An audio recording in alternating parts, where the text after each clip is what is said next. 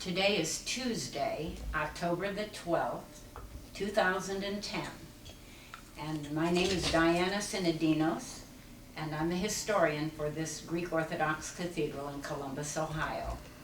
It's called the Annunciation, and today there are a few of us who are gathered in the church library, and we're going to hear some interesting recollections and some stories that are told by these individuals.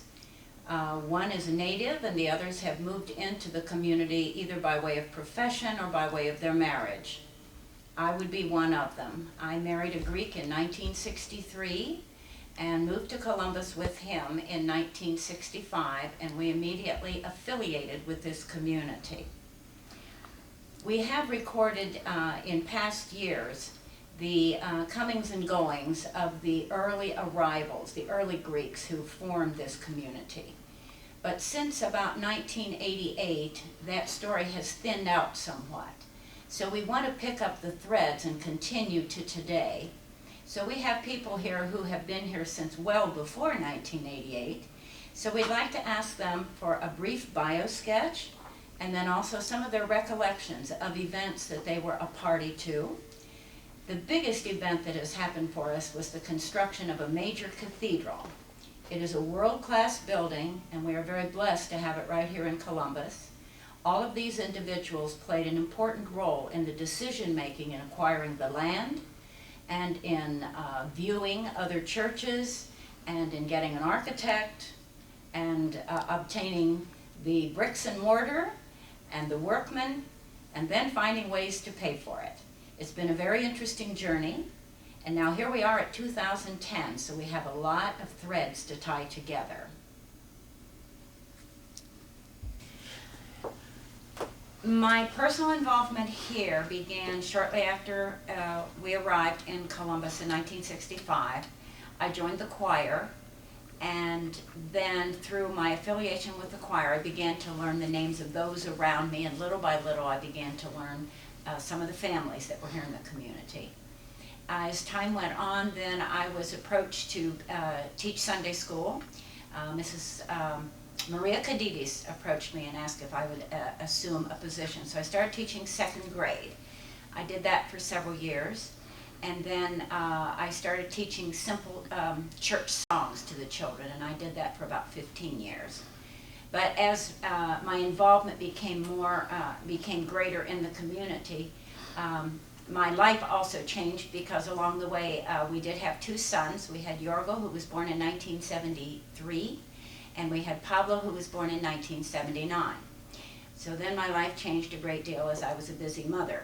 But in between those times, my husband, Kosmas, who's there at the camera, and I worked on The Charioteer. And I think we wrote it and compiled it and mailed it out for about 7 years, I believe. We did it in the, mostly in the bedroom of our home. We did a lot of things by hand. I go back and I look at early issues, and I just fall on the floor laughing because it looks like such an amateurish production. But it's all we had, and it really does have a lot of our history. It has a lot of comments about early festivals, and we have documented a lot of the births and the marriages and deaths happen to be recorded in the Charioteer. And we did put a number of pictures in. It was a noble effort, and it's now much better than it was back then because of all the new technology that we have. But we have saved every issue that I've been able to locate. Today I'm the archivist and the historian for this community.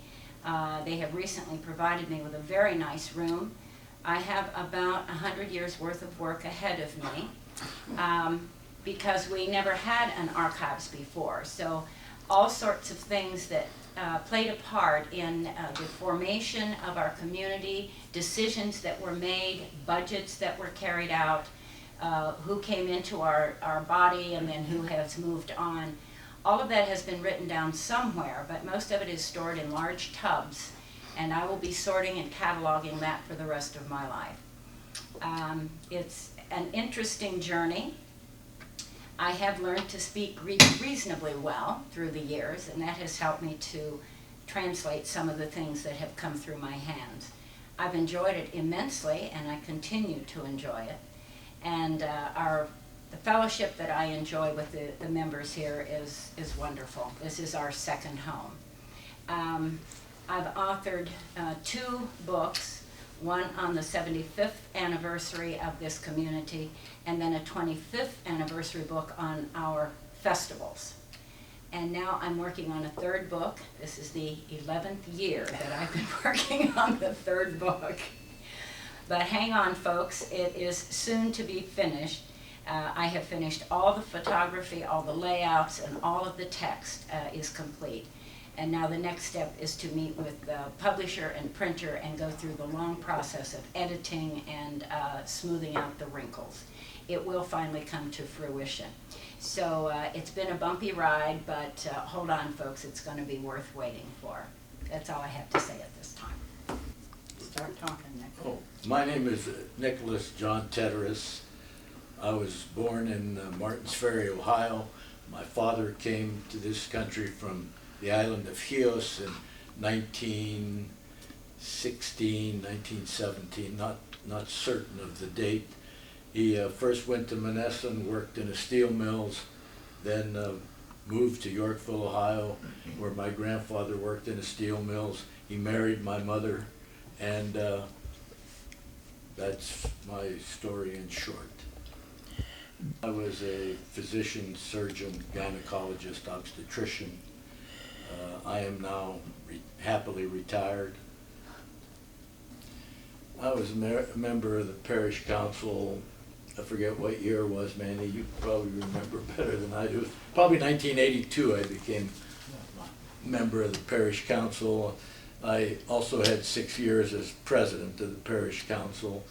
It was an edifying experience. I enjoyed working with everybody.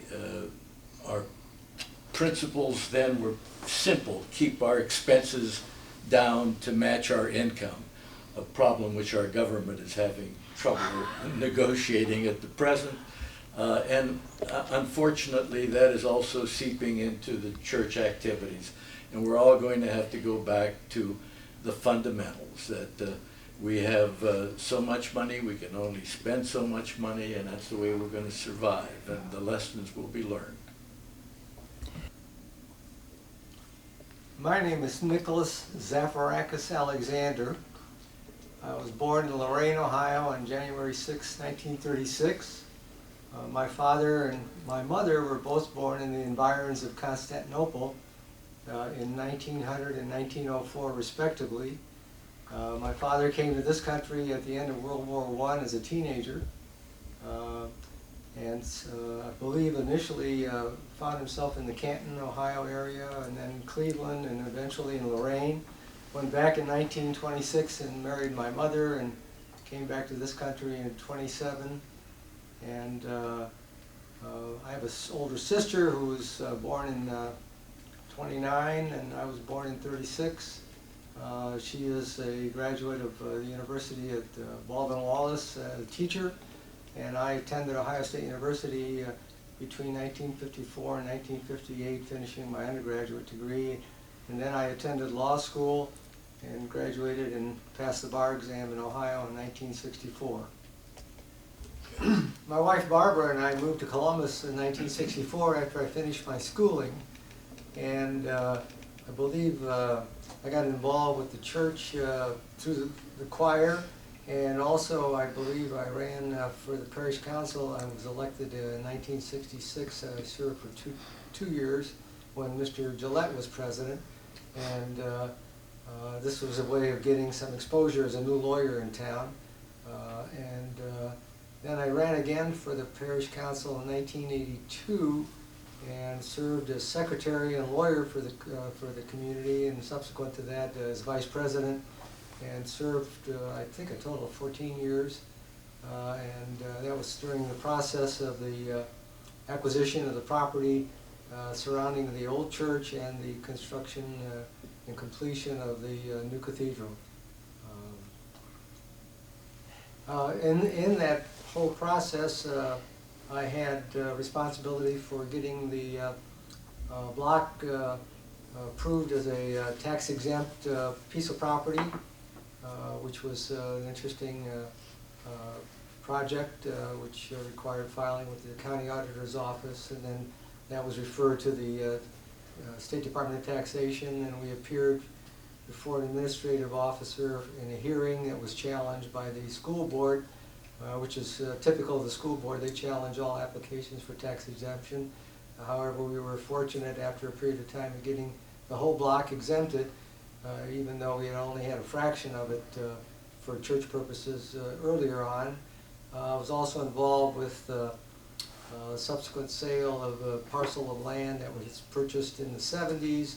It had been dedicated for a new church site, but then after the parish assembly reconsidered it, there was decided to stay downtown, and with the sale of that piece of property, we had adequate funds to proceed to purchase all the land in the block, and so we had title to all the land, and the city gave us the alleys.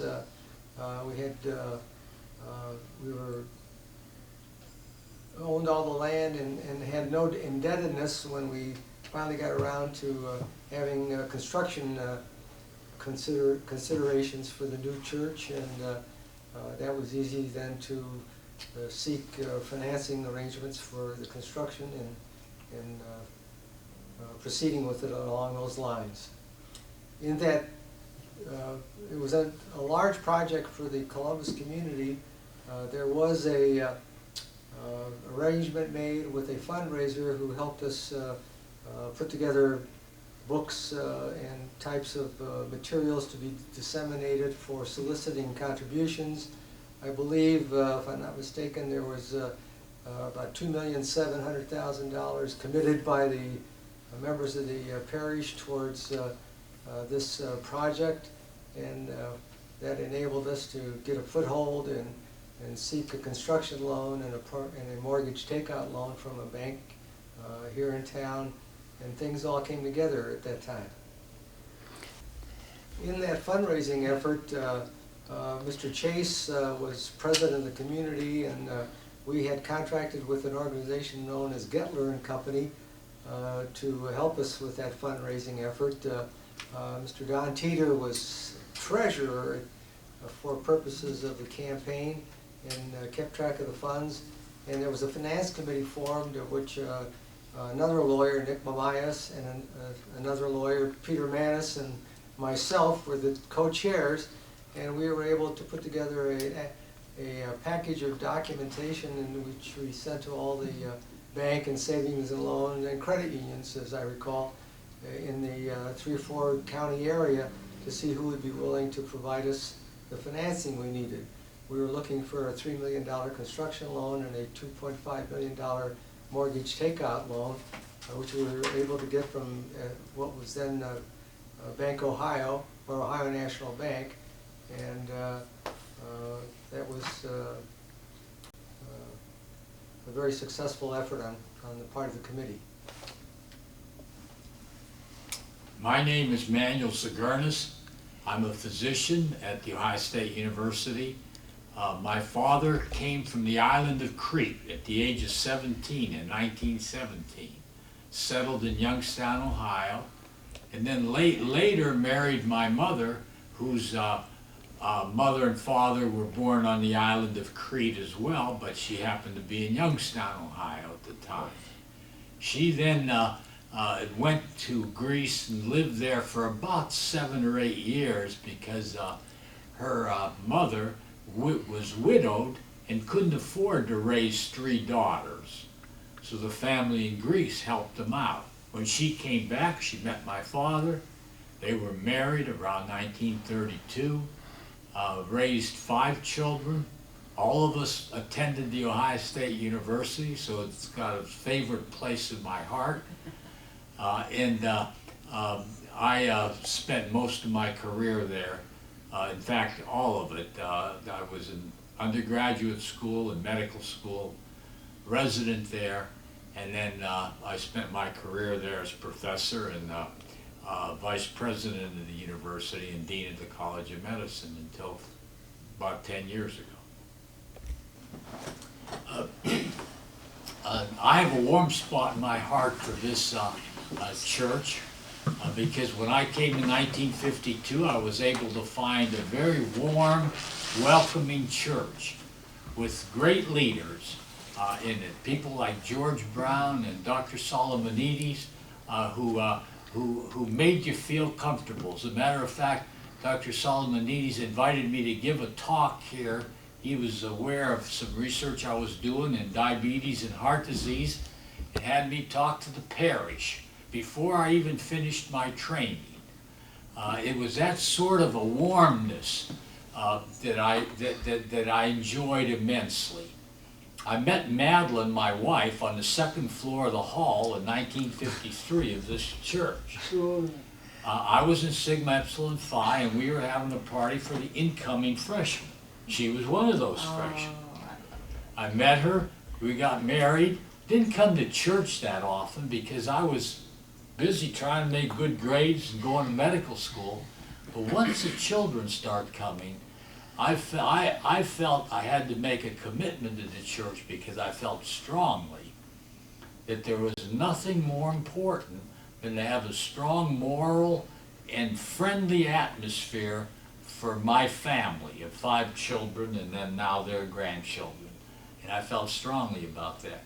I served on the board under able leadership, Tom Chase, Jim Gillette, you were, I think, an officer at the time, Nick hadn't broken into that. Nick Tedder's hadn't broken into that yet.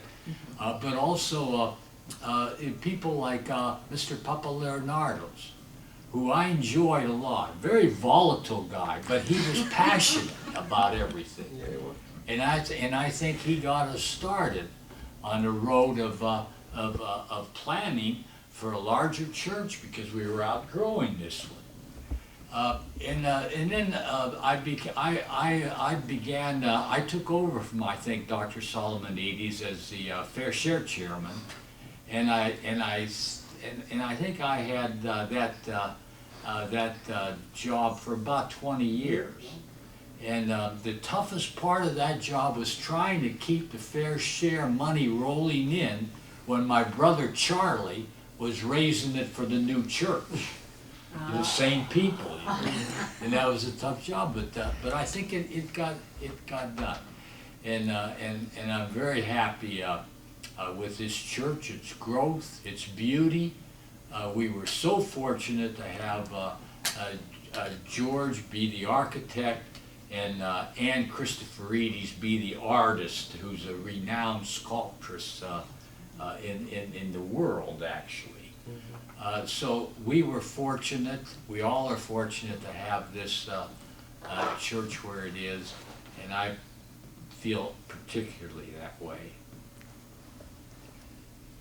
My name is Jim Gillette.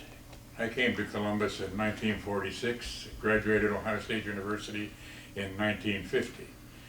I'm a semi-retired business owner. The business still exists and my son is running it. My parents both came from Greece. They both came from the island of Samos. My father came in 1915. He served in the First World War, went back and got married, and came back to the States. Primarily he was engaged, like most of the other people in Cleveland, in the steel mills and the factories. And I've been involved with the community now 38 years on the board and a lot of the major committees that we served on. It's been an adventure. I served on the parish council for 38 years. I served every office, president, vice president, treasurer, and secretary. And I think after a while I retired, and I've had enough of that. But I want to dwell on some of the major projects that we went through. When I arrived in Columbus, we had the Raw Church, and there was a house next door. The first major project we had, we built the gymnasium. The Chakiris brothers were responsible for handling the detail on that. It was a Class B building. It was not a Class A building, but it served its purpose. We lived with that for a number of years till in the mid-60s. Then there was some talk about a second church or relocating the church that we had. Also, possibly doing a remodeling project. After we looked at all of this, we decided we didn't have enough money to build a second church, so we would do a remodeling project. That's when we built the first, in the front of the old gymnasium, when we built that with the offices and the stairway that went up and classrooms upstairs. Byron Ireland was the architect on that. Pete Petzif was really every day supervising the project. He was Bill Ashworth's brother-in-law, for you that don't know that, Marietta's brother. And he was here every day checking. As a matter of fact, we nicknamed that staircase the Petzif staircase, you know, that was going up. Well, we lived with that for a while. Then we decided, well, we were outgrowing that. We needed either a new church or a major expansion. And at that point, we started looking at other lots and different. We looked in Arlington, we looked out east, we looked out on 270, and we finally did buy that property. And then a number of us, well, I went out there to the dedication. There was a problem with that lot that there was no egress. You had to go through the brewery to get in there. I mean, it was there, but you can't get there from here. So anyway, we looked at it, and a number of people decided maybe we should stay downtown, especially the ones of us that grew up in Cleveland and Columbus, wherever you were. If you were a Greek, you know, they had places in Upper Arlington here, but they would not allow Greeks to live in there. Harry Kusarelis, they tried to keep him out, you know, I mean, I'm talking about Arlington now in my day. And we felt that a church being central, they would know what Greek Orthodox was. As a matter of fact, I made the motion to rescind or reconsider going out to 270.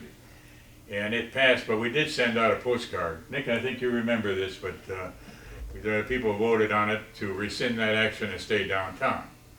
So we decided we're going to build a church here. Then, of course, we got some quotes from architects, and the fees were horrendous. You don't know the amount of contribution that George Gundayang has made is fantastic. You should have seen some of the fees that were quoted. We're talking $400,000 and $500,000 for the architectural work that George contributed. And we decided we would go look at a number of churches. Tom Chase, myself, Nick Sulis, George, and an employee of his, Randy.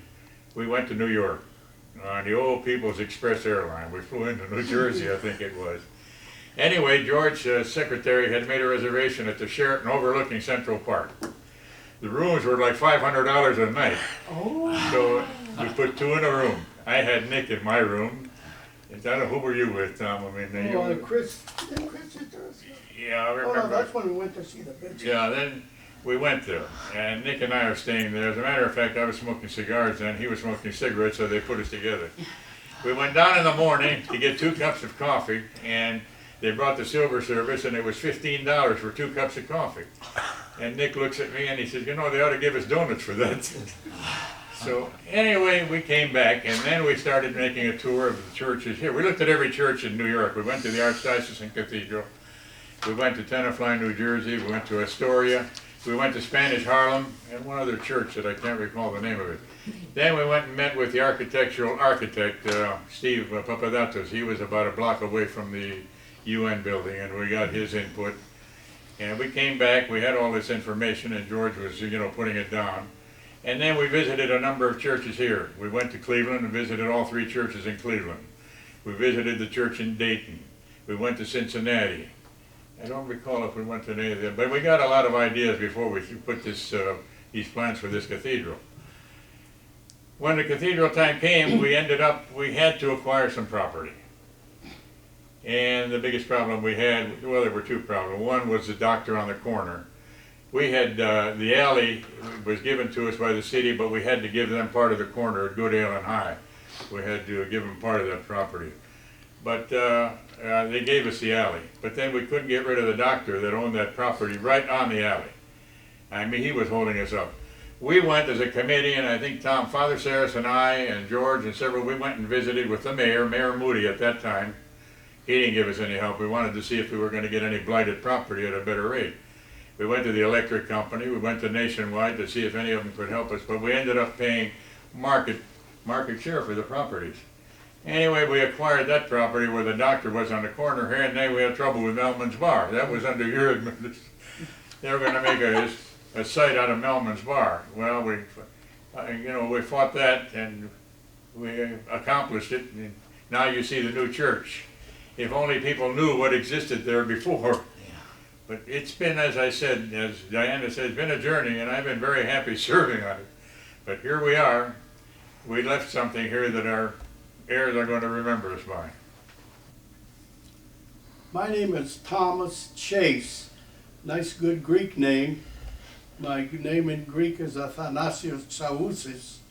My father came in 1912 from Greece. He was 21 years old. Some of you will remember there was a war going on there, had started, and his mother told him, leave so you don't go to the army. So he came to America, and he was drafted in the First World War. So I guess he never really got away from it. But when he was discharged from Elias Chaousis, they named him Louis Chase. And that name stuck, and when I was born, they named me Athanasios. And of course, he asked somebody, what do we call a kid in English? And he said Thomas, so that's how I ended up Thomas Chase. I think I'm the only native-born member of this group, this esteemed group right here. I was born a block from here at the corner of Goodale and Neal, 2nd floor, I believe. This was, I call it a Greek ghetto, but I don't think it was considered a ghetto, but many Greeks lived along Goodale in a big a string of row houses and down Buttles and in other areas near here, because it was close to the church, and they could walk to the church. My dad died when he was 89, never had a automobile, so you can see how the situation was. He was in the restaurant business. He originally got off the boat, he said, in New York, had 15 or 20 cents in his pocket, and somebody picked his pocket. But he ran into some patrioti, and they ended up in Massachusetts and working in shoe mills. I guess Massachusetts was a big area for shoes at the time. But he eventually came westward and settled in Columbus and was in the restaurant business. Had a restaurant at the corner of State Street and 3rd or 4th, State and 4th Street, and which has been torn down since. And he retired and was retired for many years. Of course, he married my mother. As usual, he was in his 30s, and my mother was 16, which I guess was normal at the time. I had one brother who was 4 years older. They sent him to school, and they sent him home because he couldn't speak English. But they didn't have English as a second language then. And I finished at Central High School. I was an altar boy, and I think I can say, I don't know proudly or not, that I was the first and so far I think the only altar boy to become president of the parish council, if that's any kind of noteworthy thing, which it probably isn't. We should have many down the road when we're all gone. I graduated from Ohio State. I was in the Army. I forgot that. I was drafted and I was in combat for a while in Germany, in France and Germany, and came home alive and finished at Ohio State. And I'm a graduate metallurgical engineer, and I had my own business for many years, and I'm retired now. I think a interesting thing was that the fellow who was president of the parish council before I became parish council was Tom Leontis, who was also a metallurgical engineer.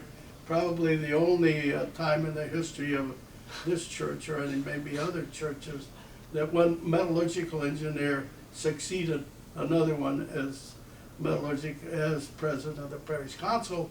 And he is, of course, the one who started, he and his wife started the bookstore many years ago, which my wife had now run. So everything is coming around, I guess, to a circle. And I played a minor role, I think, in this new church. I was president for 6 years, from 1982 to 1988, when we did a lot of the work that resulted in our new cathedral.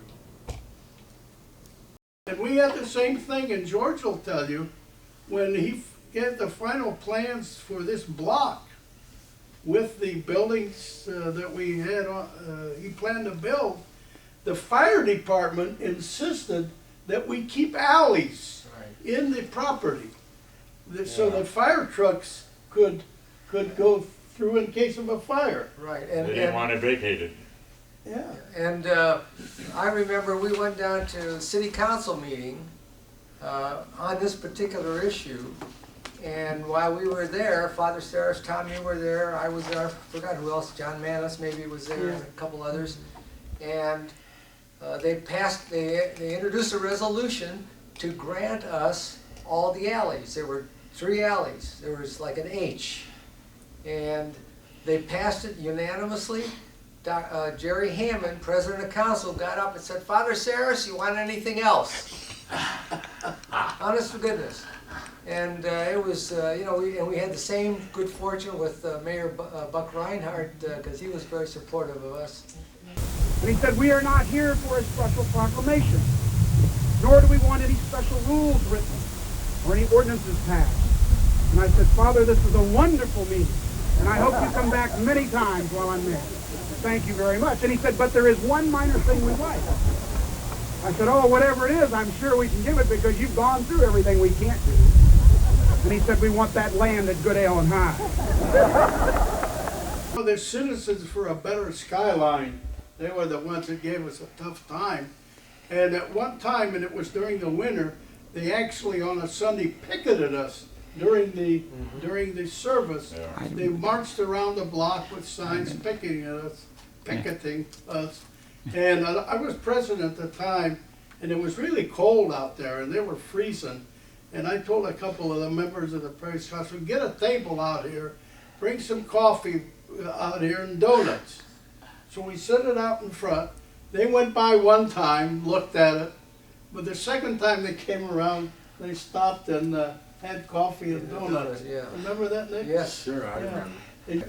Yeah, but the real purpose of getting that coffee out there, from the story I heard, Well- was that the church doors were locked, and it was a cold day, so people came and we drank plenty of coffee, and there was no place to go to the bathroom, so the picket line broke up.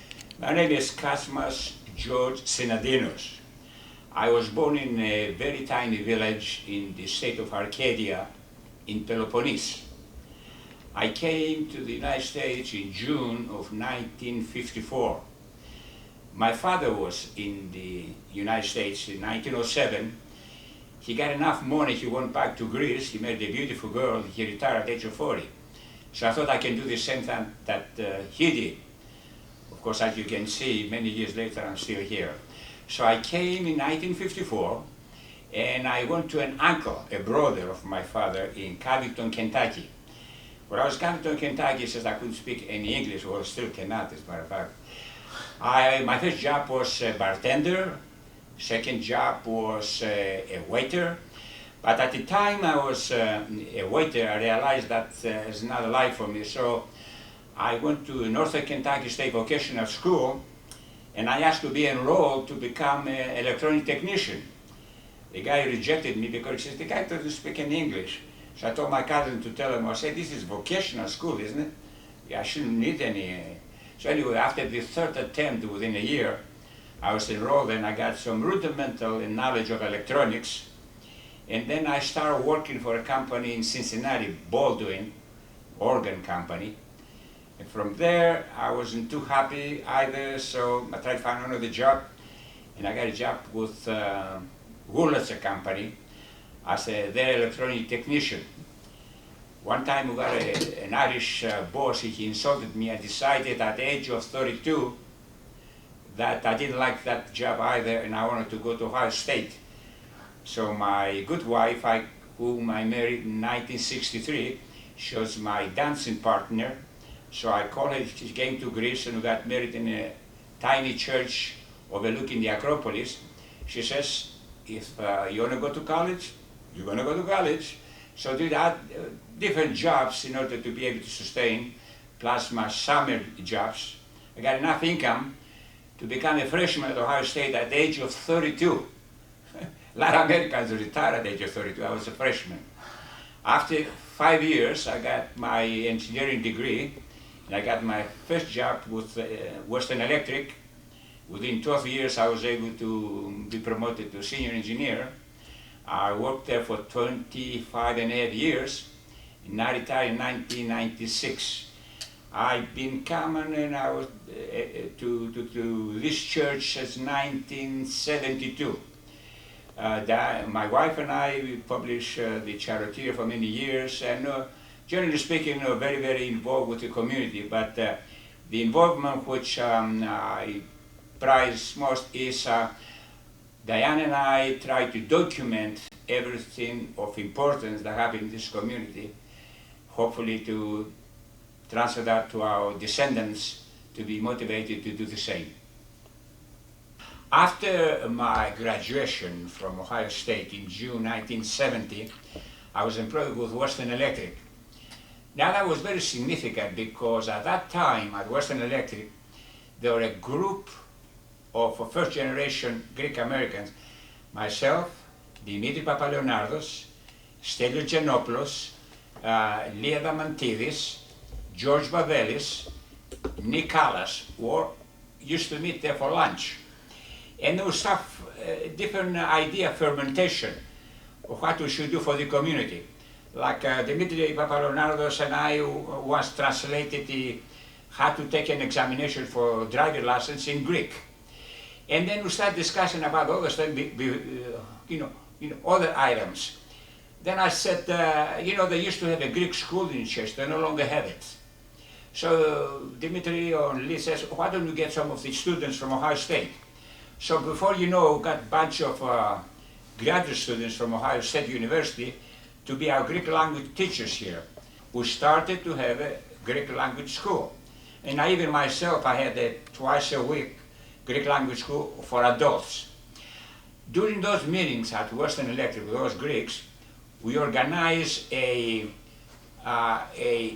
outdoor event at the church. Up to 1972, the Philoptokos used to have every organization used to have a dinner dance separate. And they're not all of them well attended. So we decided with Dimitri's drive and to have one event, and that was the beginning actually of the festival. The first one in 1972-73 called the Zorba Glendi. I have a photograph of myself outside the parking lot putting a tent over there. That was the first outside event, which subsequently developed to the Greek festival.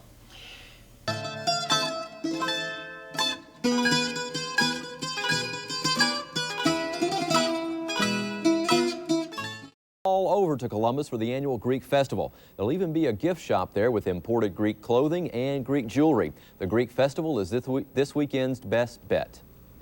Just like last year, the Greek Festival this year will be held underneath the big blue and white tents at High and Goodale next to the Greek Orthodox Church.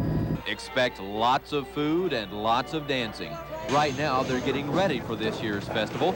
You'll be greeted this year by people dressed in classical and 19th century Greek costumes. This festival begins tomorrow, Friday, September the 2nd. It runs September 2, 3, and 4. At that time, my duty was various aspects. The first thing, like you mentioned, was the charioteer. I never learned how to type. The typewriter was not invented when I was young. So I used to write everything by hand, and Diana, you used to type in English. David Papaleonado used to contribute articles written in Greek, and I even went around to professional people like Dr. Mania Tsagounis to contribute enlightening articles. I used to publish the Parish Council meeting, so it was a good publication. Like you mentioned, there was enclosed a lot of information in those amateuristic publications.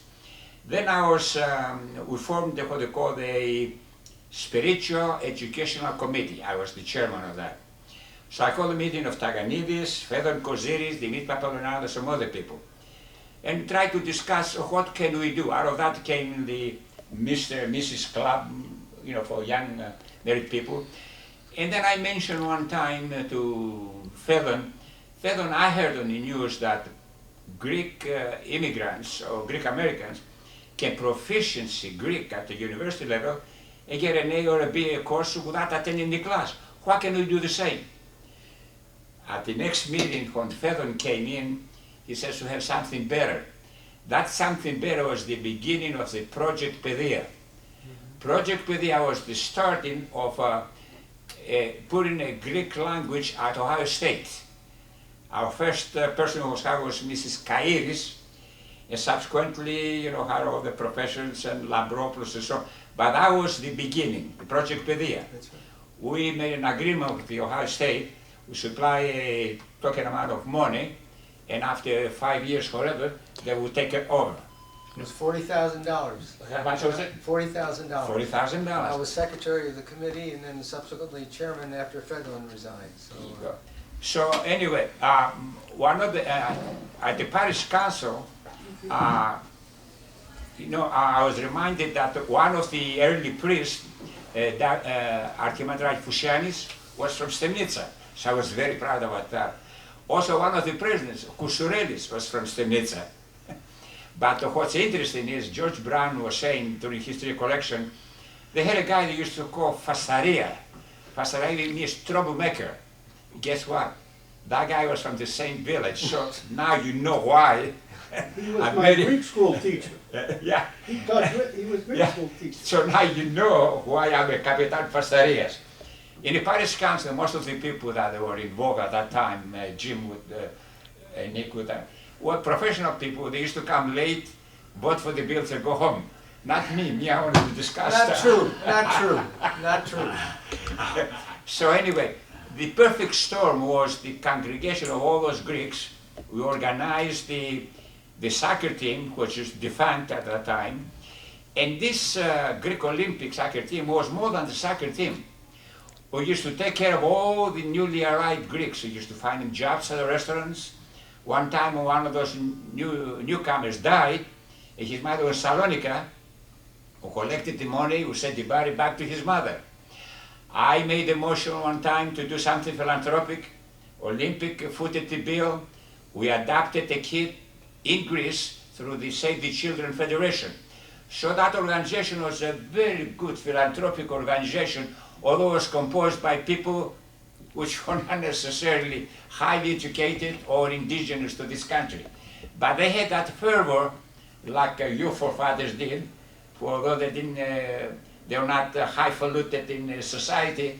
They had the drive and the desire to show the other people, here we are. We can build our own church. And all of a sudden, like I said, when I put the labels on a charioteer, for 7 years was a charioteer. Charioteer used to be issued before, but they stopped to be issued when Jim Ashworth gave it up. So I restarted again. I started putting labels. Like I said earlier, there were many doctors, many doctors. So the Greeks' subsequent search shows that they consider to be uneducated as a curse. So everybody sent their children to school. One time when Dr. Leontos was a president of the Parish Council, I was a vice president at the Parish Council. That's how I rise to that degree. So anyway, later on during the cathedral, under the auspices of the drive of Dr. Charles Sagounis, I went for many doors, I knocked doors to get people to pledge. I must mention when the land at I-70 in Cleveland was purchased, we put a big board at the gym, and everybody who contributed money, he would buy a brick. I don't know if you remember that. And subsequently, all those names were transferred in the plaque of the, of the contributors. We were envisioned of their soccer fields, retirement centers, and many stuff. I must mention, my recollection shows that the Sakir's brothers were very instrumental in many things they did to the church, especially John Chakiris was very enthusiastic, very good speaker, good motivator, yes. And they used to contribute a lot to the church. Now, the beginning of the cathedral, the way I'm thinking is that all these newly educated descendants of the early Greeks, they were highly educated, and they started a fermentation that they want something worthy of the children, of the descendants. So they start thinking that this church is not good enough, because as somebody mentioned earlier, on Easter and Palm Sunday, we used to use the gym to have our services. Like you mentioned, 1,100 people. The time you mentioned 1,100 people. Okay. So that was, I think, the beginning of how we start thinking about a cathedral. Now I can see that the early Greeks, they wanted the cathedral as a place to meet because they were persecuted, they were uneducated, they felt lonely and so on. But this was not the case for the later Greeks like you, because you were well established. But what was the reason that we wanted a bigger church? And that we're going to examine, as we... Okay, I wanted to point out that when I first moved here in the 60s, we had a really puny youth program. And over time, I would say in the 70s, it finally started to gain some momentum. And then we started participating in basketball tournaments, and then traveling to sister churches in other cities, and then hosting things here, then summer camp in Pennsylvania, and it really brought our youth together. The kids who met each other at camp or at basketball tournaments, a few years later would bump into each other at OSU as freshmen, and they would remember having met one another. And then they started the Sigma. Well, the Sigma existed, it existed, but that was a unifying thing for the young adults. And then they had the Sweethearts Ball became more, well, it became bigger and more popular. and was a big event in Columbus in February each year. This, though, led to more mixed marriages, and then with the mixed marriages, it increased the numbers of our people.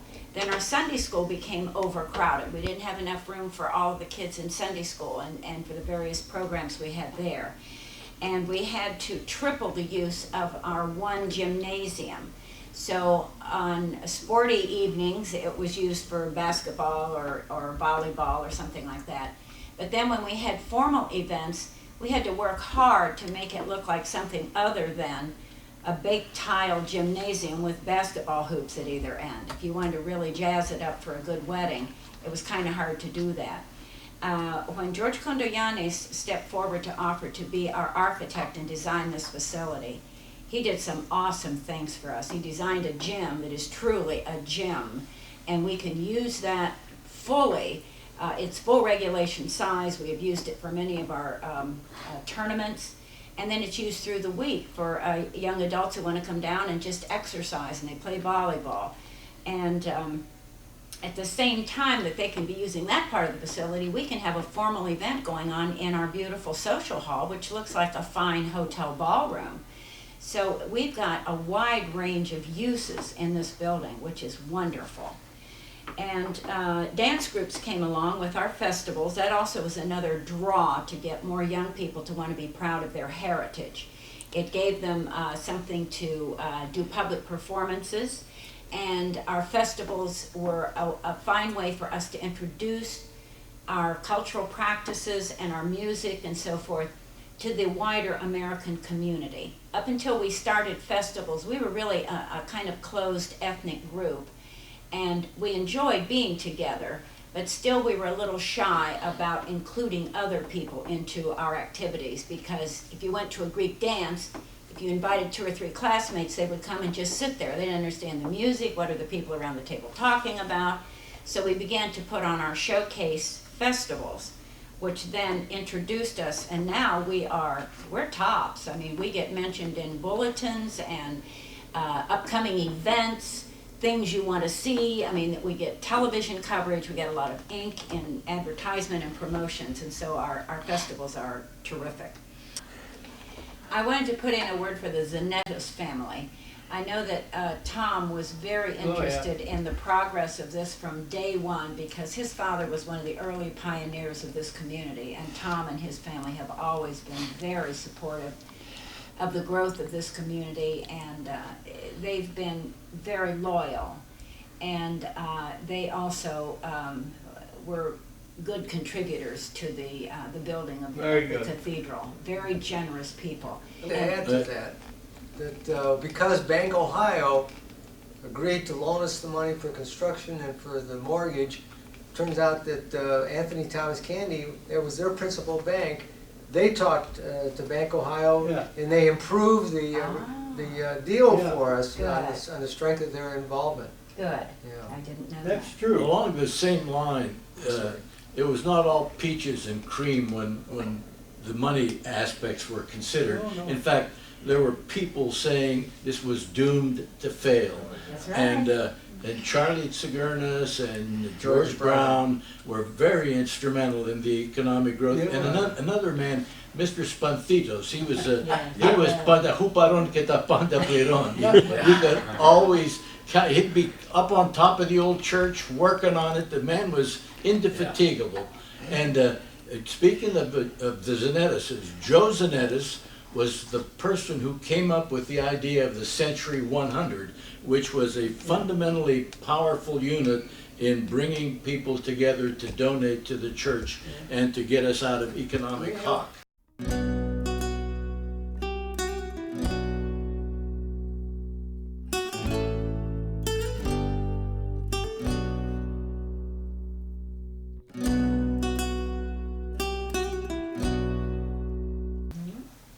George Spanthitos never wanted, I remember one Sunday, I was president and the furnace failed in the old church and it was freezing. Everybody was wearing coats and gloves, and I said, I'm going to call, Nick is laughing already, I'm going to call the repairman, come George says, oh no, that's okay. He says, they got their coats and gloves on. Double time today. Wait till tomorrow. We get him on Monday. Wait, I said, come on. Poor George never got his patient. I also wanted to say that when I was working on the 75th anniversary album, it was the Synadinos family that provided us very generously with their entire boardroom out at the Candy Company so that we could spread out all of our paperwork. And we worked on that book for over 3 years. Mostly there was a committee of us, but mostly it came down to me and John Davies. John is a very skilled layout artist and a graphics man. And we couldn't have had a book without him. But the Synadinos, again, were extremely generous in giving us space and never put a deadline on us, never said, why don't you clean this stuff up and get out of here. They were always very supportive. Anything that was to the furtherance of our community, they were always very... You know, as Dr. Manya Tsagounis mentioned, one of the pushes to buy properties of Papa Leonardo's was my support. Even when I was not in the parish council, I pushed to buy the property that the hotel is now, because I used to moonlight, I used to sell real estate. Right, And I say, buy the building at any interest rate that you want to buy. Also, another argument I lost, and I wish I did not, but Dr. Charles Tsagounis remembers that, I lost the argument. Me and Spatitos wanted a basement or second floor. He says, we wish we would listen to you. Well, when I first got on the board, we had 9 people on the board. They were all one generation ahead of me. I mean, there weren't any young people on the board. And I respected them, really. They loved this church. I mean, and they really wanted to do something. They always talked about their kids. What are we going to leave for the kids? And they had their idiosyncrasies. They used to meet at the American Grill, and they already knew what they were going to do before they got there. Byron and I were the first 2 young guys on the board, Byron Solomon. And they made a secretary because no one wanted to do that job. They wanted to be treasurer. You couldn't get that job. I mean, treasurer was always one of the old people. They didn't know about a double entry system. I mean, it was all single entry. I mean, you'd get a report, we had a picnic, we made $50. I mean, there was something that we took in so much and we spent so much. You didn't hear any of that. You just heard the total amount. But that picnic was the first event that we had to raise money. I mean, that was our money raiser. Once a year we had a picnic. And we were all assigned routes. We'd go around to all the restaurants and leave picnic tickets and then go back and pick up the money and then give them more tickets. I mean, every single restaurant. And that was it. Then we shifted into, as Nick said, into a combined dance. All the groups were having different dances, so we said, why don't combine this, and church will get all the benefit and all the funds out of it. And that evolved into the festival afterward, but it actually was a combined dance before it became a festival. But this board, really, I had utmost respect for the old people, really. They were great. I mean, they had, some of the things they did were funny. Like Jim Voigt, he was president continuously. Oh, yeah. And one time someone wanted to run against him, and he said, I'm not leaving if anybody else runs. And Cusadele used to get mad all the time and leave. He said, I'm taking my hat. No, he wouldn't take his hat. He'd leave it. Then he'd come back. And he said, what'd you come back for? He said, I forgot my hat. But these are the old guys, you know, I mean, but we enjoyed it. What year are you talking about there, Jim? I'm talking in the mid-50s, 53, Is that when they 54. still had the outhouse in the back? No, the outhouse had left us. No, They were gone. When I got here, this church had no bathroom. If you wanted to go, you went to the house. Well, they had Yoda No, living there there. was a bathroom No, I upstairs. thought you had to go over where In the house. Yoda was living in the house. Leviotis wasn't living in the house. Not the church. The church never had a bathroom. Because he was retired. When I got here, Leviotis was in the process of retiring. We got fathers over him out. Yeah, the church never had a bathroom. And of course You weren't supposed to have bathrooms in Orthodox church. and that balcony, as you all see in the old church, that balcony was U-shaped. That's right. I mean, that You can became see it in a the straight floor. balcony when we had the construction project. You know, Jim, you brought up about I have a good memory of what happened on this church. Jim mentioned about going to restaurants. My mother liked to tell a story that in the mid-30s, when the country was probably in worse condition than it is today, the church had a coal furnace, and coal then I think was $1.50 a ton, or maybe even less, I don't know. But the ladies of the Philoptochus used to go around to the Greek restaurants to raise money for the coal. to heat the church, and the Greek owners, they were, as soon as they saw the ladies come in the front door, they'd go hide in the kitchen and tell the waitresses that, well, he's not in right now, he went to buy something. And all they were asking for then were quarters. They were happy to get a quarter from a restaurant man. And they raised quarters to buy coal. So you can see where we've come now. We've come a long way out there. Yeah, we've come a long way, baby. It's not the. Well, we had that bingo. I wasn't in favor of it, but I'll tell you, we couldn't pay the bills without it. We had a period of time there we're really short. Oh, that's right. And they would read the bills and pay what you can. How many years did they have bingo? That must have been about 4 years, I think. 5 yeah. years. And John Morgan ran the. Yeah, John Morgan. John Morgan ran the bingo.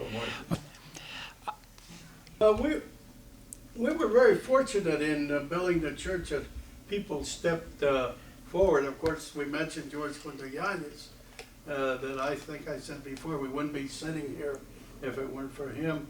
But there are people who contributed their know-how and probably weren't recognized. The fellows who was it that distributed, that gave all the caulking?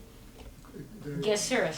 Gesseris boys. Brothers. Yeah, the Gesseris boys, and that's an expensive thing, and it's all handwork and takes a lot of skill.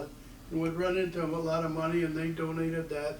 And there were other people that I can't think, maybe others can. That Well, Gus Caters did all the electrical work, Yeah. all the wiring, all the PA. people step forward and contribute.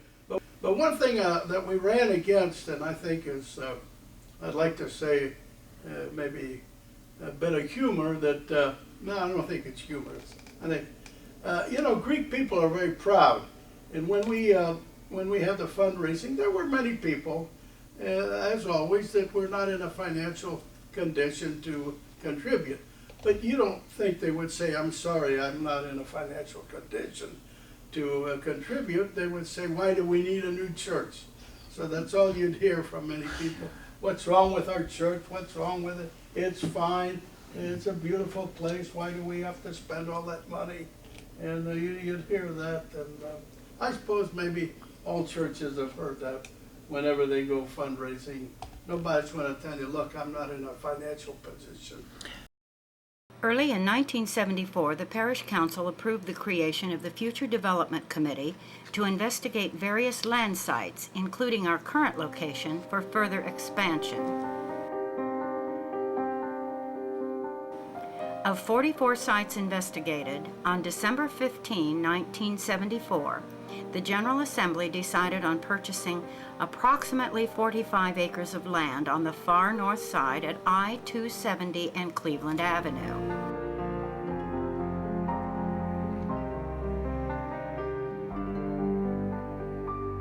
The blessing of the land was on Palm Sunday, April 18, 1978.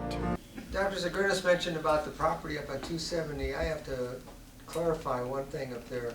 That property was bought for $350,000, and I think with the interest expense it was about $425,000. It was roughly the amount of the interstate. And I think John Zonak handled that transaction when we acquired the property.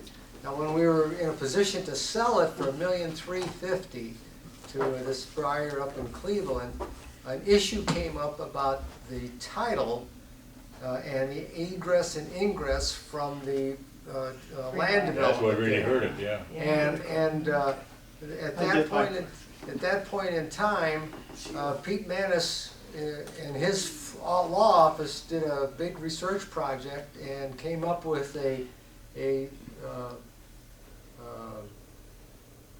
something to hang our hat on, I guess, is the best way to provide for it. So he confronted the buyer's attorney, and they had a big hassle about it, and finally the guy backed off and they bought the property. Otherwise, we might have been in litigation about that for some long time. So Pete Manis did a whole yeoman's job on that for us. Yeah. I agree with what Manny has said, and I want to point out that the economics that went with developing projects to pay for the church, most of the decisions were made by old-timers who had lived through the Depression, who had learned the hard way that you don't spend what you don't have and that you work hard. And I don't want to be a doom and gloomer, but I think we need to try to impress upon the young people of our church now to live within their budget. You know, do not spend what you don't have. And I'm sorry if I have to end with that note, but it's one that's deep in my heart. That's the big problem with all the Visa and MasterCard now. They've never had it bad. The youngsters have had it all But good. hearkening back to your suggestion, when you were alluding to your real estate license, had we been more aggressive, we probably would have had one or more additional parcels for parking and maybe for resale for a profit too. So there's a plus and a minus on this. That goes back to the Greek adage, pan metron ariston. But you have to give credit to Nick Zulis though for telling us to buy that property behind the hotel, because that block. He said that'll, that acts like a barrier. They can't do anything. No, you're absolutely We will be the first one. Nick fought for that. Turnout at most of our church services, dances, festivals, and so forth were always at capacity. We needed room to grow. We had grand plans to build a cathedral there that would be seen by everyone driving around the outer belt north of the city. We would have plenty of room for our festivals, our own picnic area, a retirement center, soccer and baseball.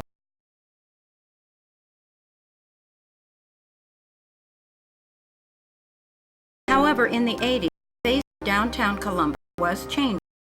So was the makeup of our. Many older families had an emotional attachment to our present location. They did not want to move. After lengthy discussions, the General Assembly reversed the decision of the 1974 resolution about moving to the I-270 site and decided to stay at the present location. At the time that we decided, myself and a group of us, that we wanted the Greek Orthodox Cathedral downtown, there were many reasons for the decision. One, we all grew up in the 30s when no one knew what Greek Orthodox was. They thought we were Catholics, and we wanted a central presence. We wanted the church downtown where people would drive by it and they would know what a Greek Orthodox cathedral is. In addition, they were building the convention center, which just made it stronger that we should build the church downtown. We felt that if we moved out to the 40 acres, as nice as it was, no one would know that we were there. People lived in this area. Many people didn't have automobiles at that time. So just like the Hourio in Greece, they lived close to the church. As a matter of fact, I was born on the corner of Goodale and Neal, where the Thurber Towers is now. So in 1985, the land was sold, and along with other funds, we acquired land around us. The church and community center, these were owned free and clear. In time, we would own a half a block of downtown real estate. Certainly many of us remember our ongoing struggles with the bar on the corner. We even sang about it in a skit in our variety show in April 1991. When we were having the problems in acquiring the land and acquiring the buildings from people who did not want to sell to us, we did look on this with humor. And so one of our fundraisers was a variety show called Vikli Bivia, and we made fun of the surrounding properties, especially Melman's Bar. And so we wrote comedies, and we had a good laugh at our situation, because it was getting pretty sad there for a while, because you'd have hearings and then we would be denied variances, or we would be denied, or a deadline would be pushed away, and we'd wait and sort of spin our tires. So I like the way we turned to humor with that, and we put on these variety shows, this one in particular. And we just laughed at our situation, and we laughed at our enemies, and in the end we won, didn't we? Because where Melvin's Bar used to be, we now have a bishop's throne. I mean, we prevailed.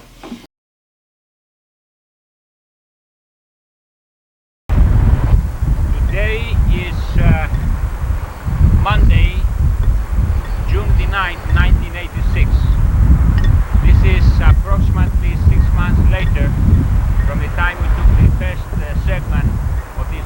set. Behind me you can see the infamous Mailman's Bar.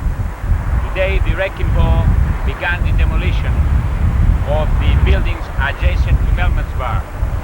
Tomorrow, Tuesday, Mailman's Bar itself will be demolished, and then the Greek community can begin to implement its plans for the erection to a the Greek Orthodox Cathedral.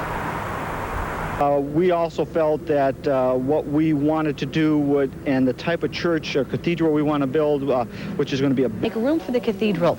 And congregation members say the church will add beauty to the area and the old buildings won't be missed. Our complex would tend to enhance downtown Columbus and give the cosmopolitan area of Columbus even more, a better look.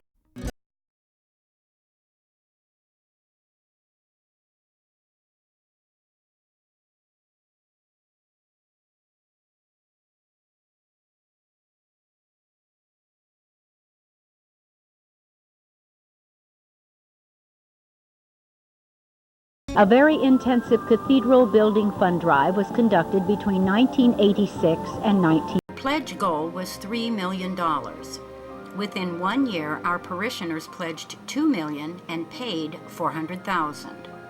On September 28, 1986, at a special parish council meeting, George Kondoyanis, a member of our parish, was unanimously appointed as the architect for our new cathedral. George volunteered to perform all the architectural work at no cost to our community and to follow through with all the construction and supervision necessary for the successful completion of the cathedral. George was subsequently elected to parish council, and he has since become a sort of godfather who constantly oversees the well-being of our cathedral. By 1987, most of the old buildings had been razed. On Sunday, May 30, 1987, we had a double celebration. It was our community's 75th anniversary and the groundbreaking for our new cathedral. Just commenting on the groundbreaking before we started the cathedral, I believe we had a number of dignitaries from the city there. I believe Jerry Hammond was there, John Maloney, one or more other members of council. Portman was there. Dorothy Teeter, Dorothy or whatever her Teeter, name is, yes. and the other lady who was a commissioner. Mayor Buck Reinhardt, And a man from the Council of Churches was there. Yes. He's come to a number of our things. we had, I think the Catholic bishop was here, or one of them. Yeah, I think so. We had a good turnout, and it was It's a beautiful day. It was May beautiful day. 31st, Yes, it was a very, very, very meaningful day for the community.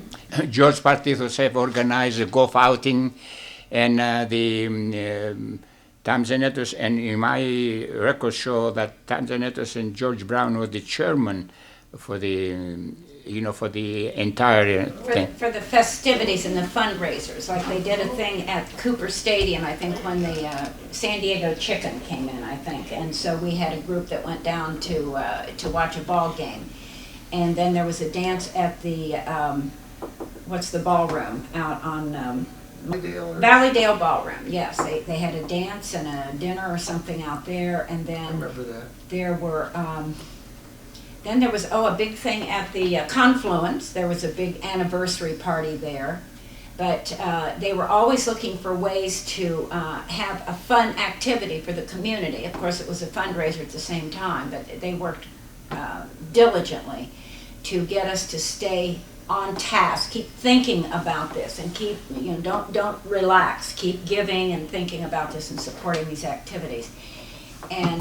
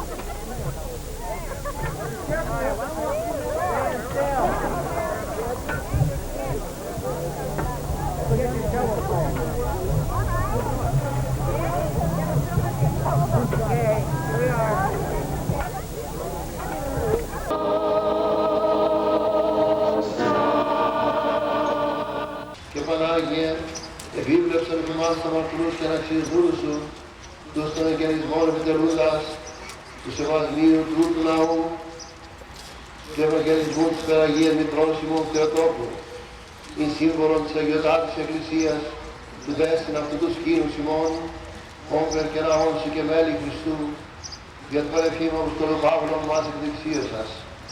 Και τούτον στερέωσαν μέχρι της τελείας του αιώνος ασάλευτον, και δοξασμένον εσύ, και αξίωσεν ημάς εν αυτό ενέστης και δοξολογίας εκ τα γνώστας προσάγειν, τη δόξη σου, και το βοηθούς Υιό, το Κυρίο μας of His flesh, hath consecrated for us an entrance to the church of the firstborn who are written in heaven, with the abode of those who rejoice and the voice of gladness.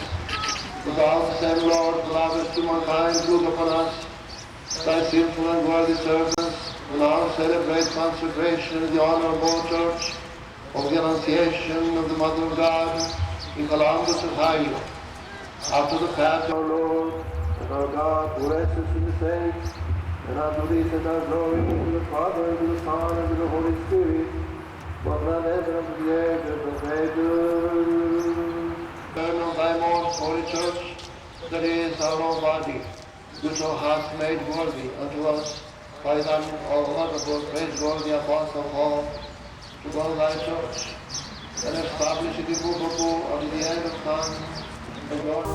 Διευκόλου Αγίου Πατέρων ημών και εις Χριστός Θεός ελέησον και σώσον ημάς.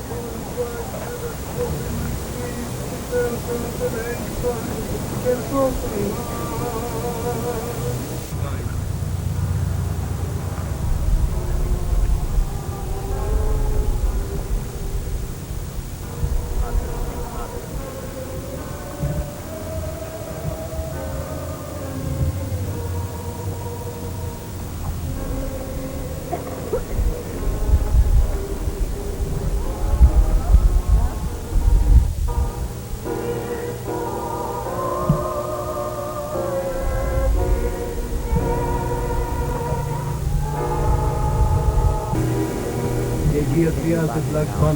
With the Holy Trinity bless you and keep you now and forever.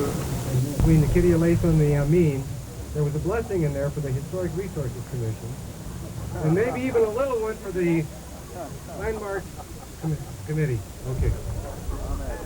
And for Millman's as well. Enough said. You're great. Reverend Father, Dr. Erickson, Dr. Ferguson, Dr. Hansel, Mayor, Judge Canary, Congressman Chalmers Wiley, Congressman John Kasich, Senator Eugene Watt, Representative Michael Spenziano, Mrs. Dorothy Teeter, President of Franklin County Commissioners, and Mr. Robert Teeter, Commissioner Jack Folk, Commissioner and Mrs. Roger Tracy, Mike Miller and Melinda Miller, our county prosecutor and his wife,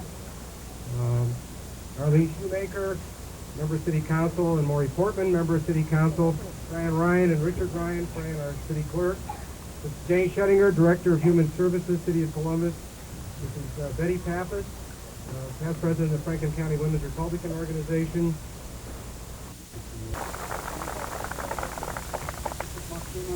Father Sarah, distinguished members of the Greek Orthodox Church and colleagues in public office. The history of religion is a history of struggle, of sometimes persecution, of bigotry, of obstinance, the struggle to get through and to achieve a goal is in the history of religion and man, and that is true as we stand here today with respect to this particular site. I had no more than warmed the chair of mayor when Father Saris and Nick and Tom and a delegation of several were in my office and said, "Welcome to the mayor's office." And I thanked them for greeting me. And Father Saris said, "Mayor, we are not here for federal money." And I thanked them on behalf of Congressman Wiley and Davis. And he went on to say, "We are not here for city money." And I thanked them on behalf of my fellow colleagues in office, and particularly the members of council. And he said, "We are not here for a special proclamation, nor do we want any special rules written or any ordinances passed." And I said, "Father, this is a wonderful meeting, and I hope you come back many times while I'm there. Thank you very much." And he said, "But there is one minor thing we'd like." I said, "Oh, whatever it is, I'm sure we can give it because you've gone through everything we can't do." And he said, "We want that land at Good Ale and High." And I said, "Well, Father, the history of religion once again comes to Columbus, Ohio, because we are going to learn the meaning of the word struggle. We are going to learn the meaning of the word determination. We're going to learn the meaning of the word commitment, and we're going to learn it together. And I'm going to need every prayer you can issue." And he did, and you did in this church, and you're here today. And this is a great event for this.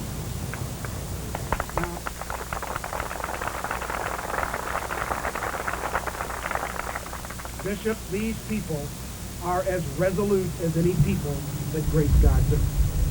They are determined to build in the heart of a downtown, and that's great for our city. Right in the shadow of everything that represents our living room will be one of the finest churches in the world. You bet we're proud to have it here. We're proud of your commitment and determination, Father Saris and Nick and Tom and all the families and all these little children that, just as Tom said, will inherit this legacy. Because as the Chinese say, one generation plants the seed so that the next generation can enjoy the shade. Well, this generation will enjoy the shade because of your determination, and the people of Columbus are proud of this church. Thank you.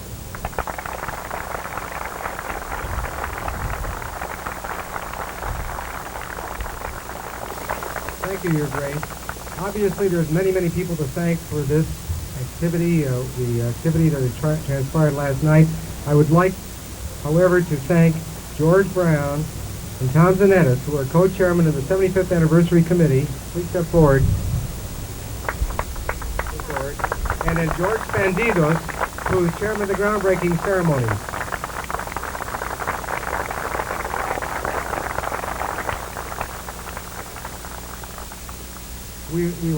We also have with us our architect, George Synadinos, from George Synadinos and Associates, who has devoted so much of his time and effort to this project. And the president of our Ladies to Love the Hood Society, which literally means Friends of the...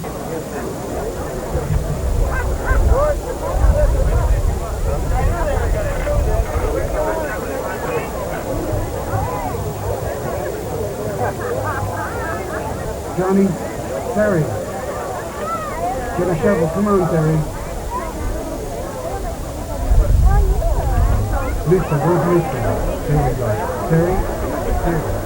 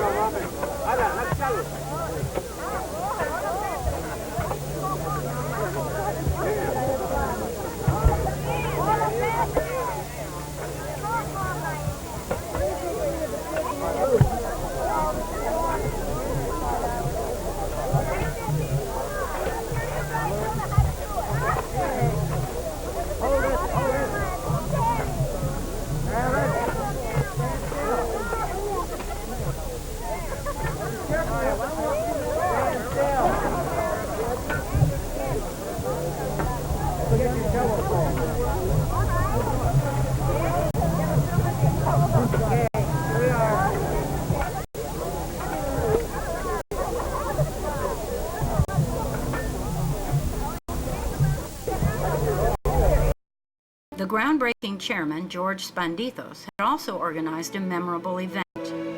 Many Columbus City officials joined our community as Bishop Maximus and Father Sarah celebrated with a church